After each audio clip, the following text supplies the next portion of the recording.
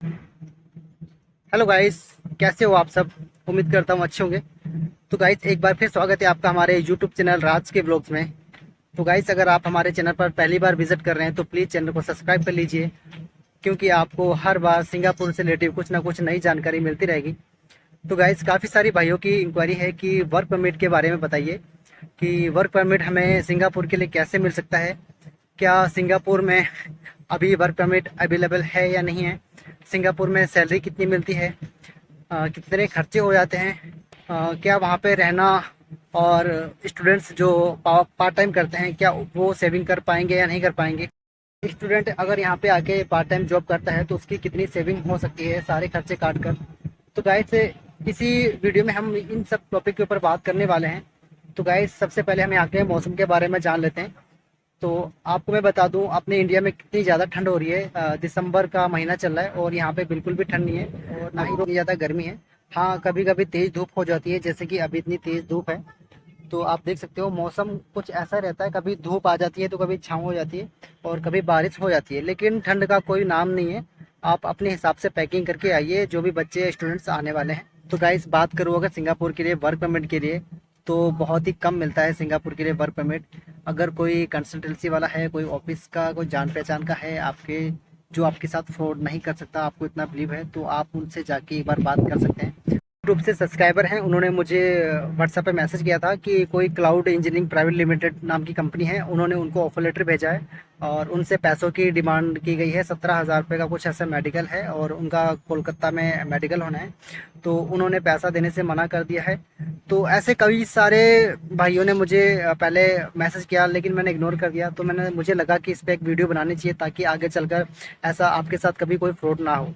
अगर आपका कोई कंसल्टेंसी ऑफिस वाला है जो इंडिया में रहते हैं, अगर वो आपको बताते हैं या बोलते हैं कि वर्क परमिट आपको करवा देंगे, तो आप एक बार उनसे बात कर सकते हैं और डिटेल में जानकारी ले सकते हो।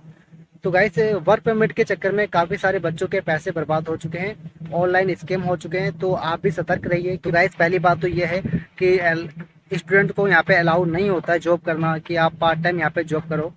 जो गाइस, जो डिग्री पे हैं, जिनकी स्टडी 3 साल या 2 साल की होती है, वो यहाँ पे पार्ट टाइम जॉब कर सकते हैं। जो डिप्लोमा के लिए आते हैं उनको पार्ट टाइम जॉब करना अलाउ नहीं होता है, तो फिर भी बच्चे यहाँ पे करते हैं। तो अगर मैं बताऊं, अगर उनको कंटिन्यू जॉब मिले, अगर वो कहीं से सिस्टम बना लें, तो लगभग 55 से 60 हज़ार रुपये अपना सेविंग कर सकते हैं सारा खर्चा काट के। अर्न करने को तो यहाँ पे एक दिन में एक बंदा 80 से 85 या से 50 से 60 डॉलर भी अर्न करता है। तो आप सबसे कम मान के चलिए कि अगर कोई स्टूडेंट है वो पार्ट टाइम जॉब कर रहा है, अगर उसको टाइम मिल पा रहा है, तो वो लगभग यही 50 से 55 के बीच में आप पर डे का मान के चलिए।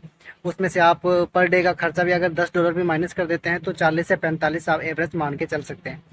तो इस हिसाब से आप हिसाब लगा के देख लीजिए आपका कितना मंथली बन पाता है। किसी को थोड़ा टाइम लग जाता है और किसी को जल्दी भी मिल जाता है। तो ऐसा कुछ फिक्स नहीं है कि आप इतना ही सेविंग कर पाओगे, इससे ज़्यादा भी कर सकते हो, इससे कम भी हो जाता है। महीने का अगर आपका हिसाब किताब 50 का या 60 का बैठ रहा है तो लगभग यहाँ पे ठीक है। अगर एक्सपेंसेस की बात करूँ, खर्चों की बात करूँ, लगभग 500 डॉलर मंथली आपका खर्च होना ही है।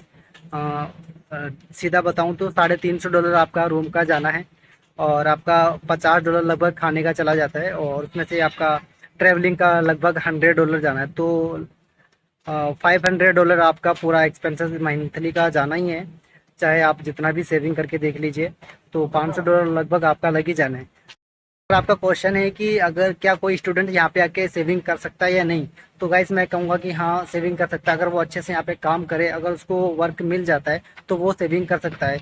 तो गाइस, आप अंदाज़ा लगा सकते हैं कि अगर पर डे का अगर वो 40 से 45 डॉलर भी अर्न करता है, तो लगभग आप कितना अर्न कर पाओगे। तो 500 डॉलर उसमें से माइनस कर लीजिए, आपका सीधे सीधे निकल के आ जाएगा। तो गाइस, आज की वीडियो में बस इतना ही। मिलते हैं आपको एक अगले ब्लॉग में, तब तक के लिए जय हिंद, जय भारत।